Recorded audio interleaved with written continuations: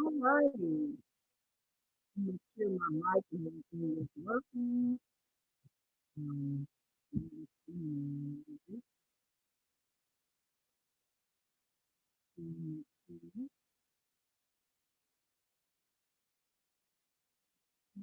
everything.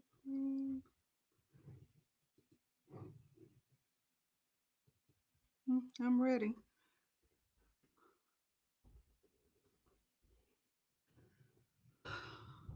All right.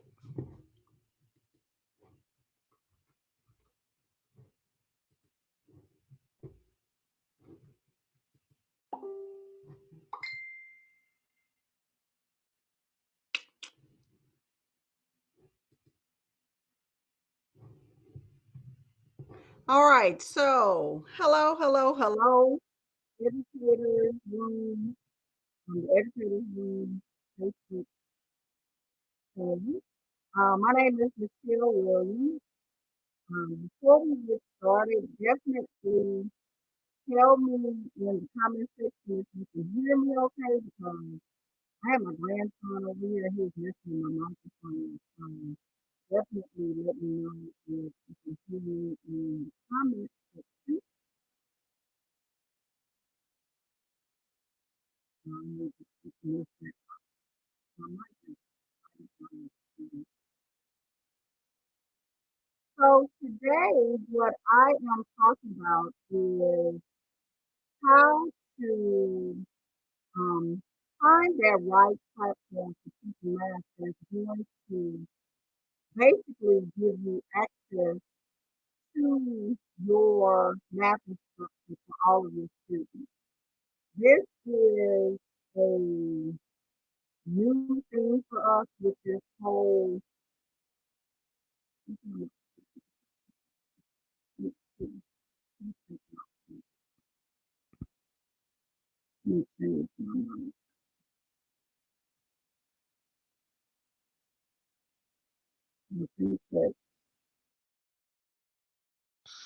okay,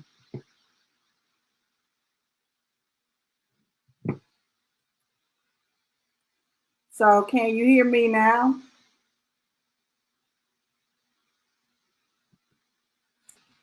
I changed the mic to my computer mic. I don't know the StreamYard.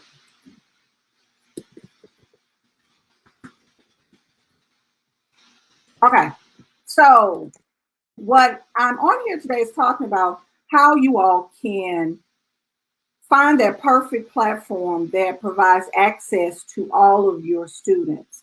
If you don't know me, my name is Michelle Williams. I go by the Ignited Teacher on social media. So if you are on Facebook and you search the Ignited Teacher, I'll come up. And that's my platform. What I do is I help teachers who teach high need students who are struggling learners. That could be your 504 students, your ELL students, any of those students that are just either behind, struggling, or in a special category.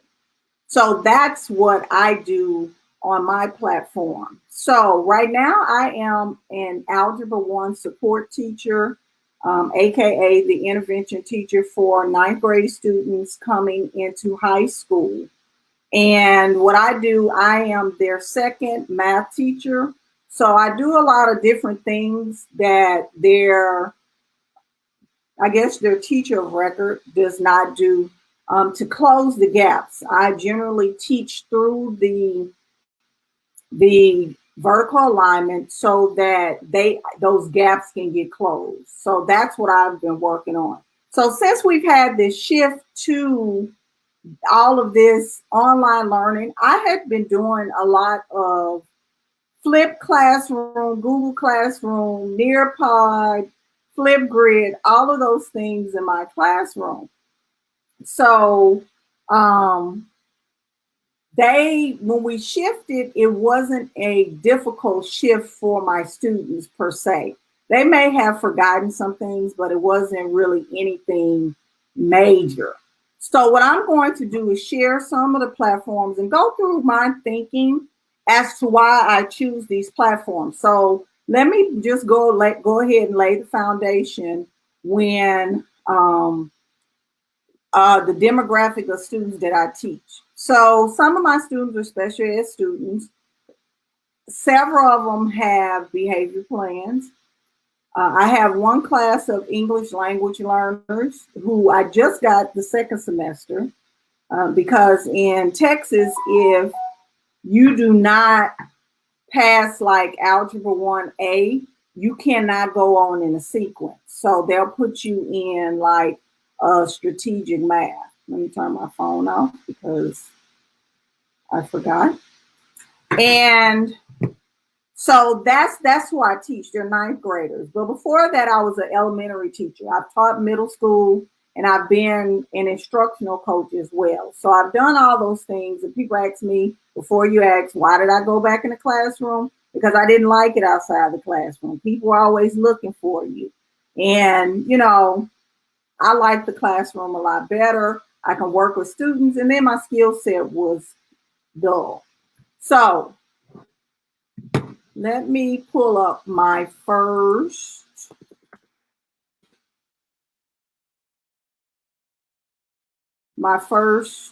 platform, which we're going to talk about Flipgrid. And Flipgrid is an awesome tool because it helps students to communicate. When I started using Flipgrid, I want to say about 3 years ago, it was because I was flipping my classroom and I left Texas for about 5 years. And then I came back to Texas because I wasn't going to stay in Louisiana forever. And I just needed a break from Texas. And I realized what was missing and why I left. I left because Texas was not feeding that need for me to push my students beyond where they were. And what that looks like is my kids were always dependent on me. I started using this book, reading this book called Thinking Routines. It came from another book. It was recommended from another book, Culturally Responsive Teaching and the Brain. So I shifted to that and I realized my kids could not think. And that's one of the things in my blog post that I addressed about this shift to online learning. When we teach, we generally teach, I do gradually release the responsibility to the students for the most part, especially in my district. The kids don't start out with the bulk of the load, but with online learning, the shift is not like that. The bulk of the responsibility, I said a 60-40 split, 60% on the parent and the student, 40% on the teacher, or 70-30. It's more 70-30 in high school because the kids are older and they can handle a little bit more of the responsibility. So it's not that easy. And, you know, a lot of people are talking about equity and is it equitable? But a lot of the students have access to cell phones, but this is just a different type of situation. I don't think it has a lot to do with equity. I think that it has a lot to do with resources and just access to things. Because I've had parents coming and saying, well, we don't have internet now. Well, they had it before, but because they're not working, the internet had to go. So this is just a different time. It's not necessarily, it's part of inequities in our system, but it's not just inequity. So I'm going to, let me share my screen. Go ahead.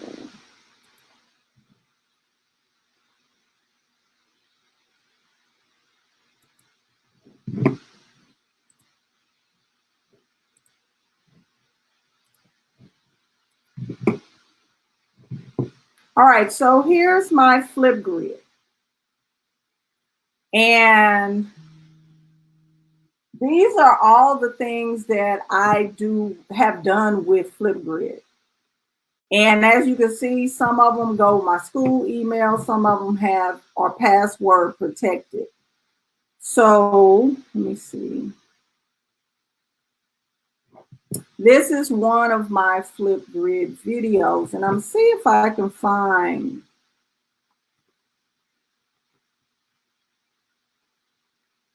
one of my students.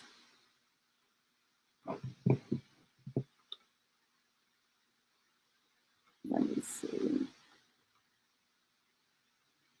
Where is, oh, right here. And I hope you all can hear her. Hello, you guys. My name is Shazona Johnson, and today what I'm going to be doing is explaining how to decompose, to convert, and to rename 7 halves to a mixed number. So, I have 4 different boxes. I'm going to show you guys all 4 of my boxes. So, yeah. This is my first box, this is my second box, this is my third box, this is my fourth box. And this, my first box, step 1 is to identify the unit fraction. In my second box, I have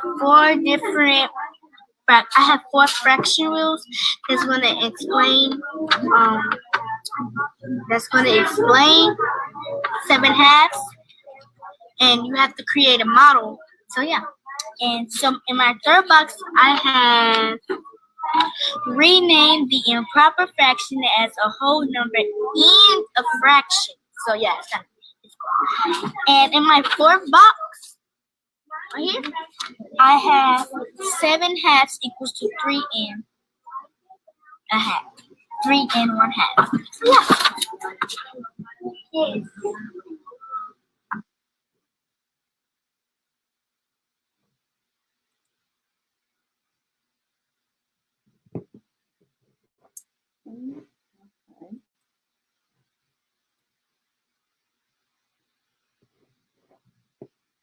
Hello, I'm in Dallas, Texas, early childhood education Montessori. Did my BA in early childhood, and now at SMU my master in education. I'm not working and very stressed out about the future of early childhood educators. I'm going to touch on that. So with the Flipgrid is, as you can see, that was one of my students. She's now in 6th grade. So we had to work up to that. So the one thing I like about Flipgrid was very easy to use. None of my ELL students, it was easy for them to navigate. When we first started Flipgrid at this school, I had a difficult time rolling it out. And one of the students couldn't get on. For whatever reason, she couldn't get on, but she was one of my spare students. So do you know, she went home the next day and did her Flipgrid video. Because I told him, I was like, if you can't get on, keep trying. It was something with the internet that day. And she went and she tried. And when I tell you my numbers as far as with the Flipgrid, it was great. As far as testing, my kids have become more comfortable with hearing themselves think, and it became more of a collaborative environment. And that's the one thing that I liked about Flipgrid. And it was a program, a platform that didn't have all these bells and whistles. Now, one of the platforms that will deny children access is Quizzes. I know a lot of teachers are using Quizzes for this online learning, remote learning, distance learning, whatever you want to call it. I really don't have, the proper terminology of what people are calling. I've seen it called a lot different things, but I've seen them use Quizzes. So think of it this way. If you have an ELL student and an ELL student struggles with the English language, and you're giving them Quizzes and you're not there to help them and guide them, how well do you think they're going to do on Quizzes? Because Quizzes is text-based. It's text-based, and the students who struggle with reading and the English language, they are not going to do well with quizzes. They're not. And that's a platform where the teacher needs to be available. I would not choose quizzes as one of my platforms. Do I use it when I'm in a classroom? Absolutely. But I don't use it in my classroom and for distance learning with my kids right now. What I am going to show you is something that I do with my class in Google Classroom right now. And I know I've been in these groups and a lot of the teachers are saying, well, the kids are not participating, they're not doing the work. And what I say to that, that's okay. Because I work with the bottom 20% of my students, and some of the behaviors and things that I see right now, I saw them in class. So it's really not anything new to me. So, you take what you can, you do the best you can. I was telling teachers, don't stress out about it, because at the end of the day, we don't control home lives, we control the four walls in our classrooms. So I'm going to share my screen again with you.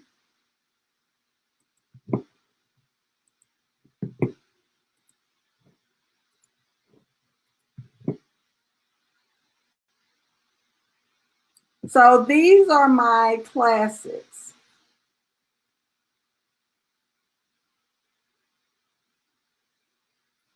I have 4 classes that I teach, and normally I push into the classes where my students are. So I'm going to show you my 5th period class. This is my Google Classroom. This is actually what I'm using right now.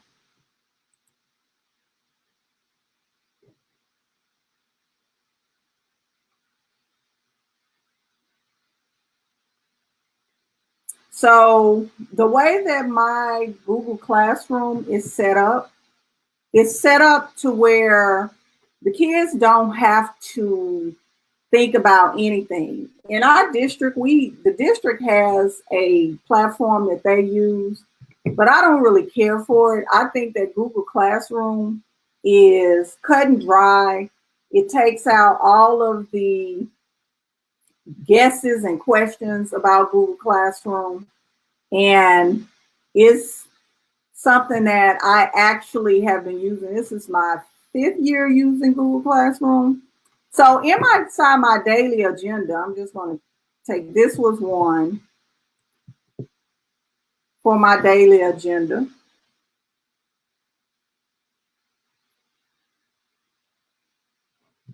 I like the little GIFs. Here's, some people call them GIFs. So I put them on my agendas. So this is how I roll out my stuff. In our online learning, we're only supposed to assign 3 tasks. So the kids have 7 tasks, and they have 7 tasks for 21 assignments or tasks to do per week. That's how we broke ours down. And then we got on a virtual bell schedule as well. So that's how we do it at our high school. Now, with my agenda, I embed everything. I put links into it so they don't have to go back to like the stream or whatnot. And then I have my email address down here. So that clears up this. So this was April 7th.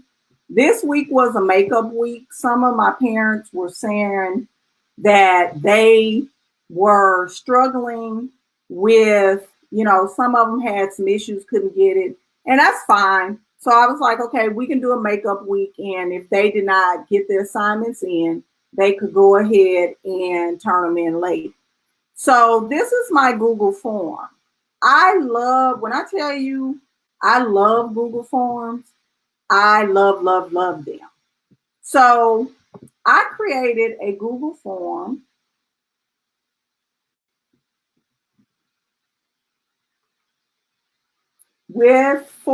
as an assignment. And this is not a video that I created. It's actually a video I found on the internet. And the lady broke it down. I could tell she probably taught children like I teach. And it was very explicit. So I'm going to show you how it looks in the preview.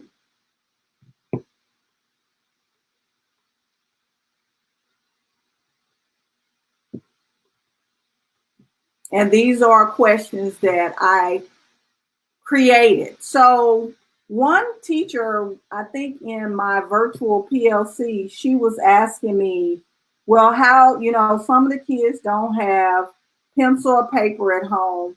So how do you get around that? And I was telling her, I said, you can use Google Forms. You can use a platform where where the kids can choose the answers. You could do that, but Google Forms is good. So the kids see it and they click on it, watch the video. And I put simple questions because I deal with the kids that are struggling learners, ELL learners. So English language learners, 504 students, I have all of those kids. So they could go back to the video and see an expression has an equal sign, doesn't have an equal sign. And you can see I have all the points. So what does evaluate mean? This type of activity or assessment provides access to everybody. Because if the kids don't know it, they can go back and preview the video. So what I did is it was evaluating expressions. So what I did is I had 3 little questions down here that they had to answer. And they had to submit at the end. And that was my lesson for that day. Now, I'm not trying to make it so unbearable. I know some teachers, I saw a little boy, let me stop sharing this. A little boy that was on the internet and he was talking about how, he was stressed out and he was trying to learn physics. And he was like, when I was in class, I didn't do well. Now I'm out of class and I'm trying to learn on my own and all these different things. And I was like, poor thing. But with this shift to online learning, it's, I don't know, some of the teachers, and I don't know if it's from the pressure of the administrators, but it does not, you can't penalize the kids for the situation that we're in. Like some teachers have children at home that they are dealing with. So, just different things like that. It's not conducive to, and the kids are stressed out because we got this coronavirus out here, and they're in close quarters. I know down here in Houston at some of the parks, because the children would not stay out of the parks, they took down the basketball goals because they didn't want them in the parks playing. So the children are literally at home doing nothing. And if they don't have the support in their the work is not going to get done. But I wanted to show you all some platforms and some ways to, if you're dealing with kids that are special ed, ELL learners, 504 students, those are some platforms that you can use, and that Google form is a way to make it accessible to all of your learners. Now, Google has since updated Google Forms to where you can put a quiz or a survey in there. You can pop any link really into a Google form. It can be a YouTube video, Vimeo. I'm sure if you had a Kahoot link in there, you could drop that in there too. Not sure. I've never tried it because I haven't had the need, but it was really good for what I needed it to do. I might try the Kahoot link, see if that works. And I'm pretty sure you can put a Nearpod link in there too. Nearpod is an excellent, another platform, which leads me into the next platform for using or identifying platforms that provide access to all your students. So let me bring up my Nearpod account. Now, Nearpod requires you to create a slide. It has to either be with a Google slide or a PowerPoint. I think those are the two that they require. So it's coming up.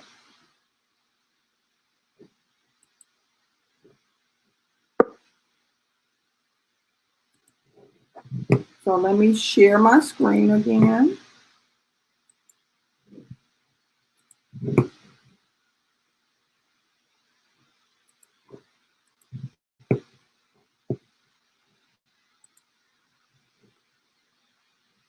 So this is Nearpod, and I've used it. I didn't use it much this year because I started late with my students, and some of them, you know, getting them acclimated to working with online, you know, platforms and being more independent and less dependent on me. I didn't get to use this year, but I've used it. I used it last year. So here's my library. So let me pull up one that I created. You can buy templates in Nearpod if you want to, and they also have free templates as well. So let me see.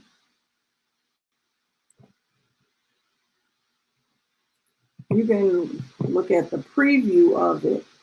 I think this is my lesson that I created. Nope, there's no slides. I must have deleted that.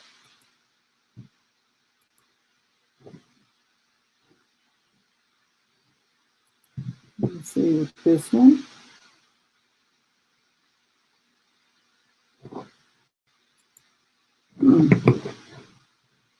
Not that one either. Oh, here's mine. I'm in the wrong one. All right.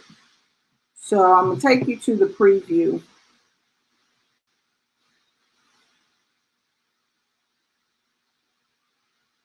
So this is one that I created for my 5th grade. This was our TEAC. And I put my objective on there. I can add and subtract fractions with like denominators. Now, what I did is I actually embedded videos for the students. So I didn't teach the lesson. I'm not sure. I can't remember if this definitely wasn't an introduction. It had to be a review because I wouldn't have put them on there as an introduction with this.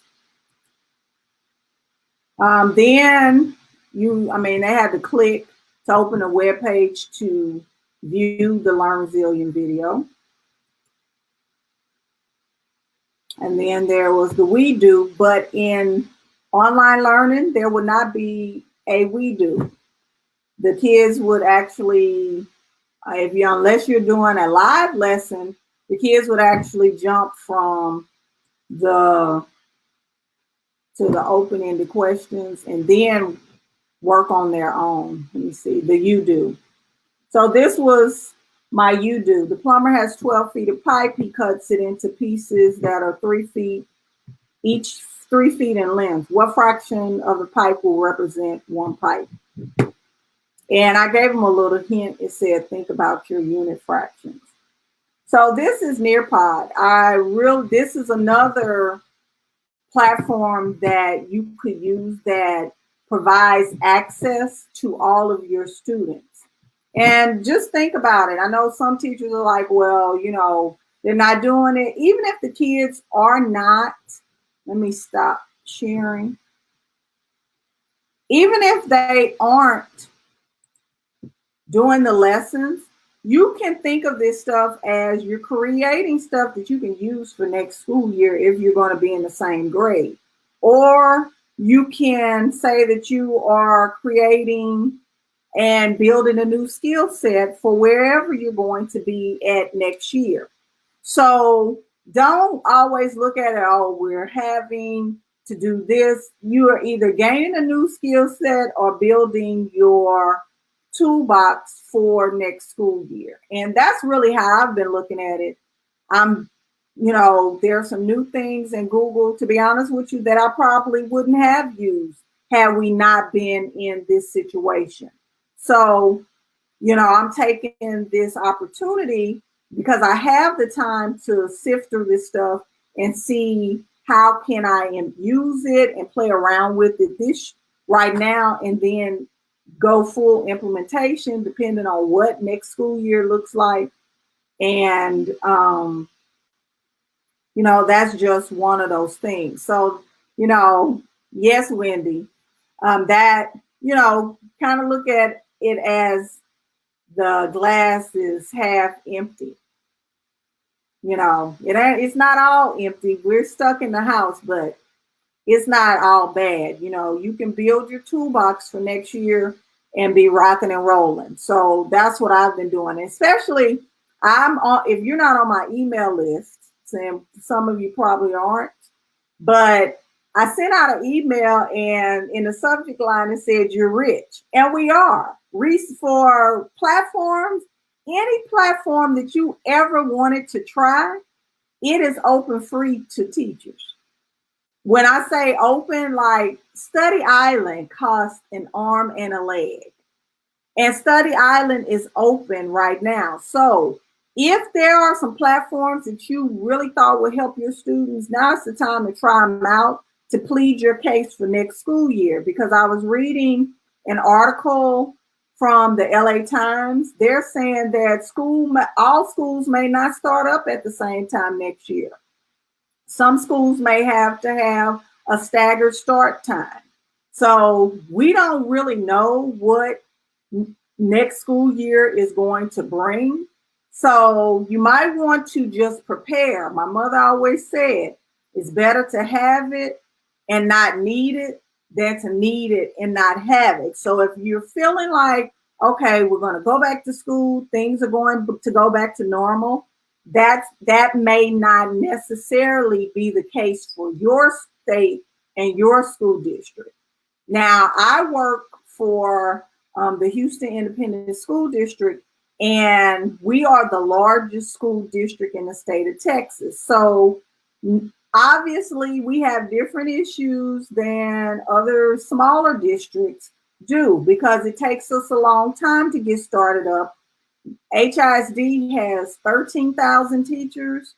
We have 260,000 kids. So that's a lot of things to get started up. So we're not sure what's going to happen for next school year. We're in the last 6 weeks of the school year, and that's just where we are. So back to what I was saying.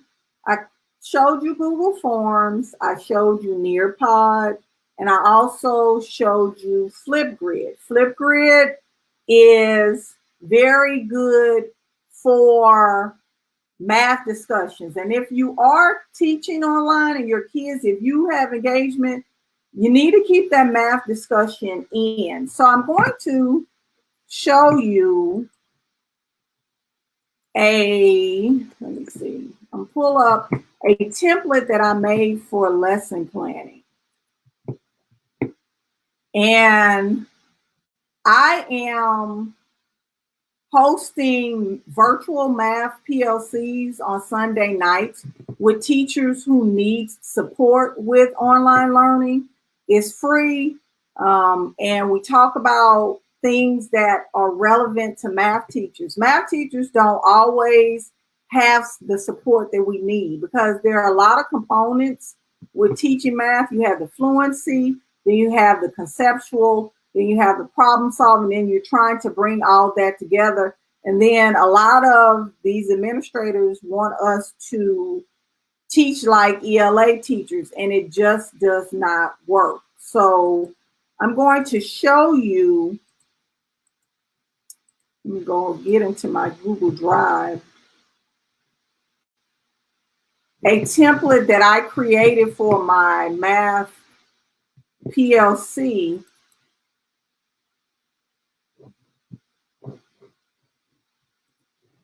Okay, so let me share my screen.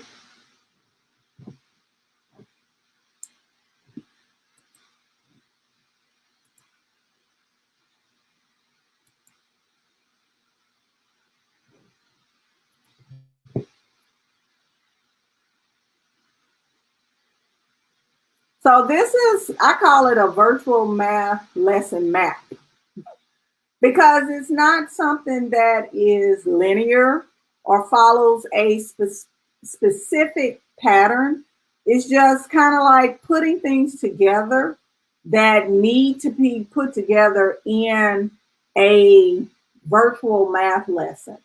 So you teach your math content. That's where those platforms where you have chosen that's going to give that access to your math instruction, that's where that falls at.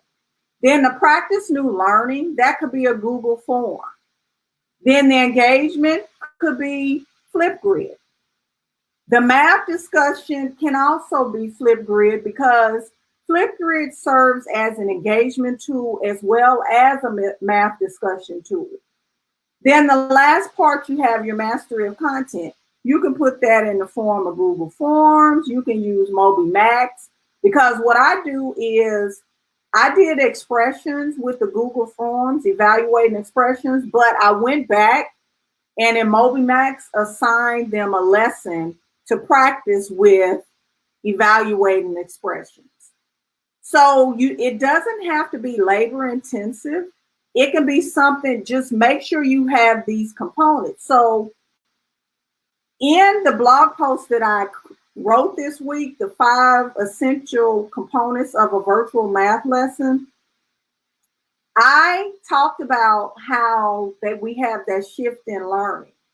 So, in responsibility. So this virtual map helps you to plug in what you need for your math lesson. And I know that I've heard some of these teachers telling me that the administrators want access to their Google Classrooms, and then they're popping up into their live sessions. And this would cut down on the questions that you get from your administrators, because they're looking for some type of organization. And online learning, even your live lessons, don't lend itself to classroom lessons, because it's totally different. If I don't recommend, and I tell the teachers, I don't recommend doing live lessons every day. The kids need to be able to do some learning on their own. So say, for instance, you do lives on Monday. On Tuesday, you could put in a pre-recorded video for the kids to interact with. And then on Wednesday, you do a live lesson. And I'm not saying make it easier, but the thing about it is you have to take into consideration the kids' screen time as well on these platforms. You're not their only teacher. I know my colleague, they're wearing her out because the teachers are sending things back to back to back. And she's a teacher, and she has a daughter in pre-K. So that's what I recommend with, let me go ahead and stop streaming. Stop showing my page, showing the lesson or sharing my screen. That's what I recommend for you all to do. I would not do a live classroom every day. It's too much. As a matter of fact, let me go ahead and I'm going to drop that link. If you want this, let's see. if you want this, I'm going to send it to the educator's room. The link to the Google Drive, you can go ahead. She can drop it in the comment section, and you all can get that lesson plan if you want to use it. It's something that I made because in talking to the teachers in my virtual professional learning community, that was one of the things that I felt like they were struggling. They were trying to take what they were doing in the classroom and mimic it online. And that's not what online learning is.